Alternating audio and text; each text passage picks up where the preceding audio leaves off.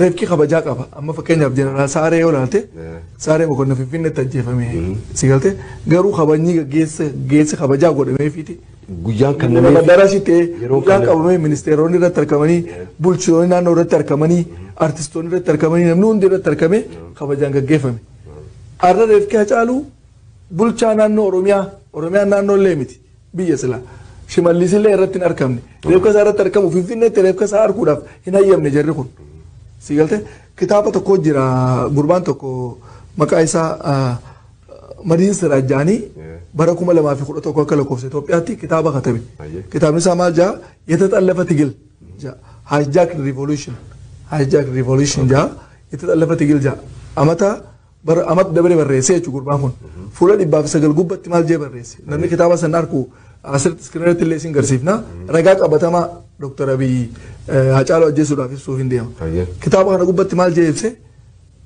Haacaaluun masaraa mootummaatti yaamameeti interview godhe Dr. Abiy gaafii deebisaa godhee deeqaa 10 gaafii deebisaa deeqaa 10 geessu keessatti waliin haasawanitti amata 10 as deemu kana tarmii lamaaf anaatu biyya tana bulchaa asirratti dura dhaabbannaa agarsiifte daqiiqaa takkaaf siin obsinuu jee barreesse namni laaluu danda'a namni waarniingii loonii fi waan kana godhu baatte amata 10 as deemu nuutu bulchaa kana keessa sosoosatti dura dhaabbatte si jeefa daqiiqaa takkaaf siin obsinuu jee barreesse amata dabare waan ajaa'ibaa arra Haacaaluun gabbee OMN irratti Dr. Abiy balleesse Oromoo irratti shira hojjete miilik yakkamaadha hattuudha farda Oromoo hatee harreen dhufee jee dubbate mucaan kun bakka sanii waliin deemti diinni Oromoo kalees arraas boruus nafxanyaadha jee tun dhukkubbii mataa Dr. Abiyyiif si galte soo obsuuf hin dandeenye jechuudha sababa sanatti Haacaaluu nyaate jechuudha diinni Abiyyi nyaate nama biraatii miti immoo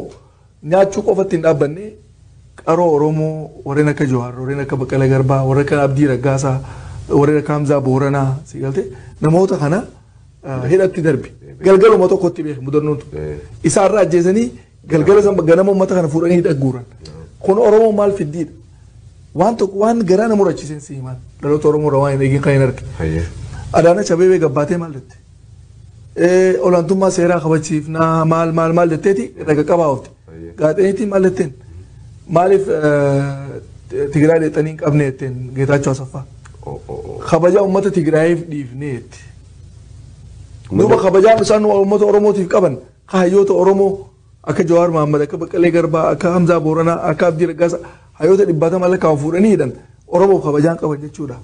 Sana si deebisu? Naa deebisime. Dhugaadhaa namni humna hin qabne namni qawwee hin qabne kabajaan qabu. Oromoon heddummina sii kana laayyoo ilaalaniiti ilmaan Tigreedhaa duraan boolla qotatanii bikka seenaniis tolfatanii humna isaanii san sodaatan malee hawaasa Tigreetii miti. Hawaasa Tigraay miti. Humna isaanii qawwee isaanii sodaatan. Manguddummaatti ergaan turre amma duraas. Saniifuu uummanni keenya dhugatti addunyaa tanarratti qawwees hiikkatee akkuma inni jeetti hiikkatanii filannoodhaan biyya teenya tanarratti mirga keenyaan gartee suutatti osoonii fi biyya tanan ceene filannoodhaan deemna jedhaniiti ilmanni Oromoo dagame. Abiyyiin ilmaan Oromoo illee attaallale.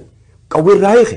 Saniifuu arra haqa qaban Oromoo tana tuffatanii isin ilmaan Tigraay faarsanii Oromoo gad qabanii kana godhuun qawweessan sodaataniiti malee kabajaa ilmaan Tigraay fi miti.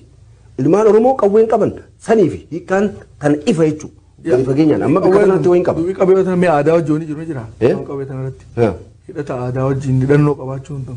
Aadaa Oromoo keessa immoo aadaa Oromoo keessa ilmi dhiiraa qaccalotti ilmi dhiiraa gizee gabbaa'u ulee mancaa kana qabatu malee gadi hin bahu aadaa Oromoo keessatti sirna gadaatii fi sirna raabaadorii keessatti ilmi dhiiraa gizee gabbaa'u ulee mancaa waan wanni tokko billoo waan wanni tokko guutti dhufte maaliif aadaa teenya keessatti bineensa firaatti dhorkita aadaa teenya keessatti yoo gabbaate diinaa si wanni godha nama dhawuufi miti protect jechuu defense self defense duraan qophaa'ee aadaa irraa qabdi Oromoon. Asirra gaafiin sii qaba Jamaaloo. Fudhadhu digaa. Akkaatti nama seenaa qorataa seenaa tokkotti. Minilik gaafa dhufee durii Itoophiyaa ijaaruudhaaf amata 130 Itoophiyaan hin turre. Mootummaa Abisiiniyaatu dhufee Oromiyaa cabsu jire. Aanool irratti Azuula irratti wanni akkasitti Oromoota fixee fi asfidee ammaas calee calanqoo irratti booda'aanse Harargee lixaa irratti illee Onaytuu irratti illee mucaa muceefaa wajjin qabsoo cimaa godhe. So kana hunda yeroo isaan qolatan mancaadhaan qolatan. Arra mancaa irratti heera baaseeti kan qabanne godhe. Wanta na kamiin ilaaltame kamiin. Mancaa jechuun haacaaluun ibsee jira dhaggeeffattootaa fi daawwattoota keenya. Harargeen mancaa qarraan haacaaluun jedhe. Harargeen mancaa qarraan tuulamni farda qopheesse jechuun harargeen mancaa qarraan tuulamni farda qopheesse harargeen mancaa qarraan sikkoo mandoon eeboo fi gaachana qopheesse harargeen mancaa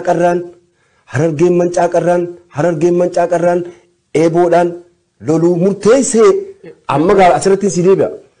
Harargeen mancaa qarraan mancaan kun maal jechuu kan firraa dhoytuun qawwee fi madaafaas kan firraa dhoytuun jechuu qawwee Oromoo tan duri madaafaa fi qawweedhaan kan isaan deeman mancaan lolaa turan eeboodhaan lolaa turan saniif arra seeratti baafatanii qabachuun dorkaadha. Dhugaa wanni seeratti baasaniif heeraa fi seera wanni mancaatti baasaniif Oromoon qawween barbaaddu yooni fi namni tokko qawween itti dhufees firraa dhorkiteeti akkuma aadaa teenyetti dur namni mancaan malee gadi hin bahu itti dalagata mancaa bisingaan murata wayii murata yoo gaachee wanni takka itti dhuftees firraa dhorkaan mancaan kun qawwee tana halaakaa jechuu fi heeraa fi seera irratti baafatan. Saniifuu isaan maaliif uummanni Oromoo kun akka harka qullaa deemu akkuma akka bofaa cafeeru bofni mancaa qaba. Bofni miila qaba. Mancaa kee ofirraa fuunaan miila qabdu harka qabdu qawwee fi uleenis mancaa saniis cabaqan. Saniif